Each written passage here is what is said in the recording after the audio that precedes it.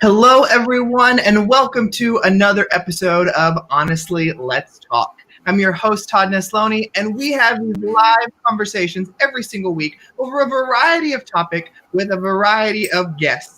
Now, I have got to tell you, I have been so looking forward to today's conversation with four game changers that are doing incredible work. Now, as most of you who are listening know, my buddy Adam DeVico and I wrote a book called When Kids Lead. And we wrote that book because we saw young people doing fantastic work all around the country and world. And some of those kids that we've got to meet before writing the book and after are some of the ones you see here today. And so I can't wait to jump into today's conversation. So we're going to start with each of them introducing themselves, telling you how old they are and where in the United States they are from. So Colton, we'll start with you. Okay. Thank you, Todd. So I'm Colt Neely. I'm 15 years old, and I'm a sophomore in high school. I'm from the wonderful city of Fort Wayne, Indiana, and I'm super excited to be here. Awesome. Thanks, Colton. Lily? Hi, I'm Lillian Keim. I am 15 years old, a freshman in high school, and I am from Mansfield, Ohio. Awesome. Chelsea? Hello, my name is Chelsea Fair, and I live in Danbury, Connecticut. And how old are you, Chelsea? I'm 11 years old. Awesome. Matre? Hi, my name is Matre Shrakonde. I'm 16 years old, and I'm from Davenport, Iowa.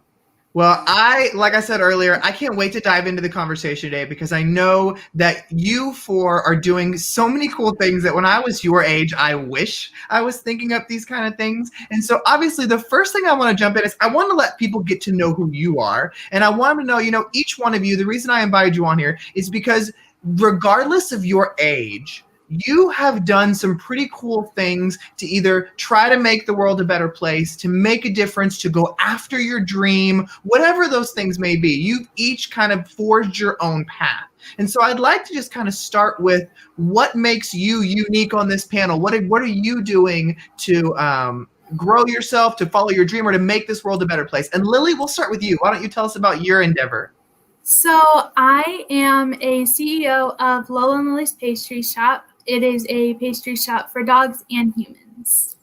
I love it. So Lily, when did you start that? I started doing all of the paperwork and all that stuff in last year in October, but I started selling and stuff in April. And you just recently got your own kitchen too, right? Yes, I've started renting a entrepreneur's kitchen where you can rent out time and use wherever. I love it. And where does the name Lola and Lily's Pastry Shop come from?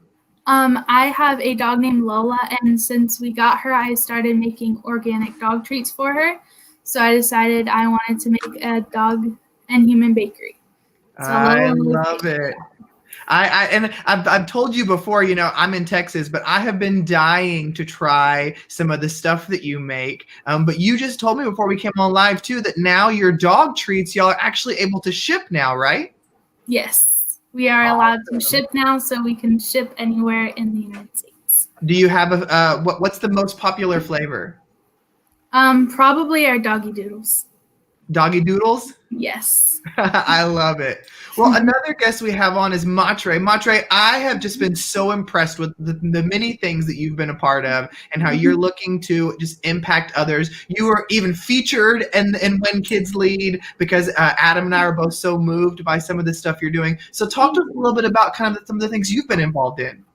Well, first of all, thank you. I have been involved in volunteering since at a very young age because I found it was the perfect way to give back to my community, whether that be through reading books to kids at my old preschool, which was like my favorite place to go when I was little, or volunteering at the hospital by playing the cello in the lobby for the visitors, which is something I love to do. I want to work at a hospital when I grow up, and I also love to play the cello. So I've just found that volunteering is really just the perfect way to mix my passions with giving back to the community in a valuable way. And I also think that it's a perfect way for anybody to really make a difference. And you've also done some speaking too, right, Matre? Yes, I was really lucky enough to get the chance to give a TEDx talk around 2 years ago, in my freshman year, and it was a local talk, and I got to speak all about my volunteering experiences and how other people can get involved and how it really like impacted my life and enriched my life for the better as well. So I'm so interested, Marjorie. When did you decide that volunteer work was something you really wanted to be a part of? Like, was there something that happened, or was it just something that one day you were like, you know what, I want to give up back. I want to pour into others. Right. It actually started when I was around in 3rd grade, and I really wanted to go back to my old preschool and go and meet the kids there and see my old teachers. And the perfect way was to read books to the kids there. And so it started with that, and it was just a small act, and I didn't think too much of it. And it just grew on from there. Then I went to the old art classes I went to as a kid, and I volunteered at the art classes there with the kids, and it just kept growing and growing like that. Basically. I love that so much, and I love that you're doing that at such a young age, because that's just gonna grow in you as you get older. So it's so cool. Well, Colton, you've also been involved in a variety of things, and I know even now you've been working and looking at political circles too. Your mom kind of filling me in on some of that. So Colton, talk to me about some of the stuff that you've been involved in. Okay, I would say the main thing that I've really been involved in is, I guess, collecting, things from socks to gloves to even underwear for homeless people in my community. So it started a few years ago. I guess it was longer ago than I thought it was, way back in 6th grade, I guess. And I had been taking the torch for my siblings who'd done it before me at my school, but then they graduated. And so then I just thought I would do it, right? So in 6th grade, I led my school in a sock drive for the homeless in my community. And we ended up collecting about 4,000 some pairs of socks for the homeless. And then the next year we went up and we got like 8,000. And then in 8th grade, which was my final year doing it there, we collected up to 12,000, I think, socks for the homeless in my community. So it's been a lot of fun to do that, and especially go see how it's like impacted people. My favorite part of it would probably be like after we collect all the socks from our school, my family and I, we get to go into the homeless shelters and we get to like give them to the people, and it's so incredible to meet the people that you're giving to, and you're literally getting to change their lives, and it's awesome. So I would definitely say my favorite part of it is getting to like meet the actual people that we get to give to, and it's a lot of fun. So Colton, how did that lead to now an interest in political circles? Sure. So after I kind of moved out of the middle school, went into high school, I'm thinking of now different ways that I can try to like help the people in my community. And I'm trying to think the best way for me to do that in the future would be to, I guess, get involved in politics, and just try to do what I feel is best for my community and to help them succeed and help all these people like this. So I guess moving forward, that's one way that I can get to help a lot of people. I love that. And we need politicians like you who are going to do things to make things better. So I love that you shared that. Well, Chelsea, I have been a fan of yours for the longest now, and I've had you on several different episodes and shows and stuff because I just think you're doing incredible work. And then I freaked out when I saw that CNN featured you and the work that you're doing too. So Chelsea, tell us a little bit about what you're doing. Well, Chelsea, I have a charity called Chelsea's Charity, and it's a nonprofit organization that gives out art kits to homeless shelters, kids in foster care agencies, kids who've been through traumatic and very scary experiences like school shootings or gun violence and human trafficking and all of the stuff in between. So Chelsea, where did that idea come from for you? Well, originally when I was a baby and a toddler, just growing up, I used to see my parents do community service at our church and other places all the time. And I used to ask if I could help too. But my parents said I couldn't because I was too little. I was like, well, if I can't help out with that, I'm going to make my own thing where everyone's allowed to help. So when I kept asking, can I start Chelsea's Charity now? Like at least 10 times a week, like a few times a day for years. And then finally for my 10th birthday, in lieu of birthday gifts. I asked for art supplies so I could get my charity going. And I love that. And you have given out so many different kinds of things for kids and homeless shelters to really just be able to dive into their passions and play with the arts. And so I just saw on Instagram the other day too that you and your brother, because he's helping you now too, put together a bunch of packs. How many packs did y'all put together? Late last night, we put together 50 kits. Wow. I've been a little bit more than that because we had extras, but from 50 to 60 kits. I love that. Well, you all are doing such incredible work, and I have just been inspired by y'all because I've been following the different things that you've been doing, and I'm just always amazed that I'm sitting over here 35 years old going, gosh, I wasn't doing that kind of stuff in my 20s, much less when I was 10 or a teenager. And so what I'd love to know, though, is even though you are kids, I know that you've probably had people tell you, you weren't going to be able to start your own business. You weren't going to be able to get these packs to too many people. You don't need to be speaking in front of a crowd or meeting with this politician, or you're never going to raise 12,000 socks to give to the homeless. Whatever it is that you've been doing, I'm sure people have counted you out, or you face different challenges along the way. And sometimes when we see successful people, we just see the success. We don't see the different challenges they face. So I'd love to know, what's a challenge you faced along the way with some of the stuff you've done, and how did you push through to still make it happen? Colton, we'll start with you. Absolutely. So I think one thing that is often overlooked when you see people doing things like this is like all that really goes into it. Like there's a lot of people and a lot of hands that are needed to count thousands of socks. And what we would do is we would collect all these thousands of socks within just 1 month. And it was a lot of times hard to count so many socks with just a short amount of time after school to go through and count thousands like every day. So I would really have to try and look around, find people that could help me out with them, and then get them all counted. And then once you're done and you have them all, you have like a huge mountain of things to take care of.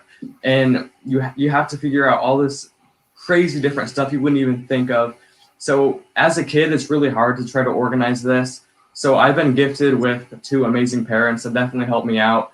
And I can't thank them enough for that. But it's really just, it's great. So, Well, Colton, I see that somebody in the comments wrote that they want to, when you delivered those socks to the homeless, have you ever gotten any feedback from any of them about what it means to have those kind of things delivered? Like, do you get that moment to see the joy on their face, or is it more of you found shelters and donated behind the scenes? So yeah, what we do is after we collect all our socks, we take it to them. Like we load them up in the back of my parents' truck, and we take them there, and we get to meet the people who are literally getting these. And it's so incredible to see like how happy they are every time. And while people like us might not think a lot about just like a pair of socks or whatever, like it really is, it makes like a world of a difference for people like this. And not only is it like the socks, but it's like the gesture of giving to them and caring about them. Mm-hmm. And so not just that you're giving them socks, but that you're giving them care, and that they know like as your community, like you're here to support them. So it's incredible. I bet. Well, Matra, you, like you said, you've done the TEDx, which I've done a TEDx too, and it was one of the most terrifying experiences of my entire life. So bravo that you have done it as well. But I can just imagine doing something like that, or even like you said, like volunteering at the hospital and playing the cello for people and things like that. I'm sure you've probably faced some people who didn't think you could, or even faced maybe doubts in your own way of thinking, am I the right person to be doing this? What kind of challenges have you faced, and how'd you push through?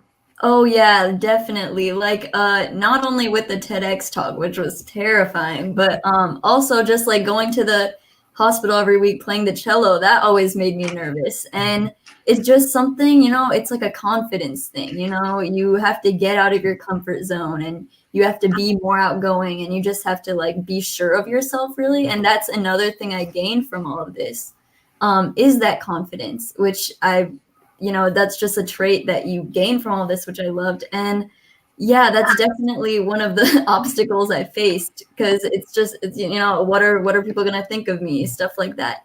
But, you realize that you're making a difference. You're making people smile, making people feel better. And that's what really, makes you feel good. I love that. Well, Chelsea, I'm sure you faced a lot of different trials. I'm sure trying to figure out how to gather that many supplies, trying to figure out how to deliver them, whether it's in person or shipping or anything like that. What's one of those big challenges you had to face, and how'd you work through it? Originally, our biggest challenge was finances. Like, I'm not even joking. Basically, what happened was I had pretty much my life savings in a piggy bank. Well, it's an elephant piggy bank that I have upstairs. And I had my tooth fairy money, my birthday money, any money I had earned from working at my daddy's barber shop. Uh-huh. And so right there, that was a rough like $200. And I gave that to my charity so we could help fund it. And my mom was like, you know what, I can't have you doing this by yourself. And some of our family members would match my donations. They'd be like, okay, you gave $50, I'm gonna match that and give you $100, and they would double it. And then later, we actually Amazon actually is funding our shipping for the rest of the year. So that covered all of that. And we were so excited. And we just kept pushing through and working harder, doing fundraisers so we could get to our goal and have our finances taken care of. I love that so much, and I love that you've been able to kind of work through some of that and even get different things donated and have the family support, which I know is always a huge thing to have. Well, Lily, what I loved about what you said when you introduced yourself is you were like, I'm the CEO of, and to me that's just so cool to think that the age you are and to be able to say that. And so I'm sure when you probably came with the idea of, hey mom, I want to do like this pastry shop where I make dog treats and human treats. And then I'm sure people are probably like, okay, you were crazy. You were never going to be able to do that. You want to be a CEO at what age? And so how did you kind of overcome people maybe thinking that or the craziness of the idea? So one of my friends was doing the Young Entrepreneurs Academy at the time, and I was like, I want to do that, and I have this great idea. So then I told like everyone I knew, and they were all like, how about you wait until you actually have like knowledge of what that actually means? But I was like, I know that that's a lot of work, but I'm willing to put into that because this is what I want to do. So I kept telling them that I really want to do this, and I knew that how much effort that would take and like how much time I would be spending on it and all that stuff. And I like made them be like, well, I guess you can see if you can do it. And I did it. So when did you decide that you were ready for a professional kitchen? We were ready when we realized that we wanted to start baking and like selling things because we couldn't really bake at home because our kitchen wasn't registered and stuff. So we decided we had to have a kitchen that was registered for it to be okay to bake and sell them. So we started doing paperwork and we got the kitchen. It's so funny because when you and I talked about this before, I didn't even realize that. And then I met somebody else recently and they're like, oh no, you've got to have like a registered kitchen. Like you can't just cook anything out of your house and then just go and sell it. Like you've got to follow all these rules. And I didn't realize that all those things were in place. And then you're over here, a teenager, already knowing all this and having your own professional kitchen, which is just crazy to me. But, all four of you, the work that you're doing, I'm sure has been impacted by the pandemic and has kind of changed the ways you do it. I'm sure Chelsea delivering things isn't quite as easy to do anymore, if it is at all, because of social distancing. I'm sure the same thing with you, Lily, having some of that may have thrown some kinks in there. And even, working with politicians, Colton, or volunteering your time, Matre, I'm sure has been a little different lately. So I'd love to know, like, how has the pandemic impacted the work you're trying to do? Chelsea, we'll start with you. Well, there's been a couple of changes. One, we went from making Ziploc baggies. We do Ziploc baggies and drawstring bags now instead of like boxes. It's like this because they're just easier to ship. And we learned that in foster care, some kids have to haul around a garbage bag full of their stuff when they get moved towards throughout the system, and that didn't feel great to us. So we started doing like duffel bags and drawstring bags, with the kits inside. That way they had a bunch of room to store their stuff whenever they get adopted or stuff like that. And COVID, so we've actually been mailing our stuff instead of delivering them, because huge germaphobe right here. That makes total sense. And my wife is the same way. She's like, I'm not going anywhere. So Matre, what about you? You know, with all the volunteer work you've done and I'm sure are doing, it's probably had changed that up a little bit with COVID now. Oh yeah, it's completely different. There's most places I can't volunteer right now, like the hospital, that's definitely not allowed right now. But I found other ways that that make volunteering possible. Like I am a leader of the Girls Learn International Club at my school, and through that we do like a lot of community work and volunteering. So now we're going to actually make like handmade masks and then give them to local organizations. And so that's one way that we help. And actually our local community has been hit really hard with COVID. So thankfully that there are still ways to make a difference. I love that. I love that you've still found a way to give back even though you can't be there in person. You know, Lily, what about you? How's it affected you? So a lot of times people would have ordered like big boxes of cookies to like give to their coworkers and stuff, but since COVID, you can't really do that. Yeah. So we've had to add an option of wrapping individually, so then they can like still do that. So we've done that, and we also, since we deliver to like houses and stuff, we do contact-free delivery since we don't have to interact. Like, I love that. That's prepared and it's thinking through. I love the idea of, you know, they can still buy in bulk, but now you'll individually wrap them so they can feel safer getting them out. That's a great idea. Well, Colton, what about you? I mean, if you want to get in this political world, you're going to have to really be interacting with a lot of people. So how are you still getting to kind of grow that interest of yours even during the pandemic? Well, one thing that's just really hard is because I like meeting with people, and one person that I got to meet with that I was really excited about was my mayor. The mayor of Fort Wayne. That was awesome meeting him. He's a great guy, but it was so hard, so much harder than you think to even just get in and meet him. Yeah. Like just to get an appointment, especially because of COVID. And like we've talked about being young, obviously you have so many more disadvantages, right? And people don't take you seriously. So it's awesome being young, really just going in and impressing people like this. And it's hard enough to get an appointment in the first place when you're young, you know, because they're not going to take you seriously. I mean, I am 15 years old going to meet with the mayor. Like, what business do I have in the mayor's office? So on top of that, like COVID, like the last thing we want is some 15-year-old, you know, I probably don't wash my hands, getting people sick in the mayor's office. So obviously it's been really hard, but as long as we really like keep pushing to get things done and keep really just trying to meet new people, then make it happen. So I love that. Well, you know, as we wrap this conversation up today, one question I kind of want to end on is, you know, there may be educators listening today, parents, or other kids who are listening, and people thinking like, how do I inspire others to be like you guys? And so what is some advice that you would give to people who are thinking like, where do I even begin? Or how do I encourage others to do this kind of stuff? Matre, we'll start with you. Yeah. I think that when it comes to volunteering, at least, just think about what you're passionate about, what you like to do. Like, I like to play tennis and I like art. So, find things that, you know, you can volunteer at that like take your time, and maybe even give back to the community, give back to places that you used to go and try to volunteer there.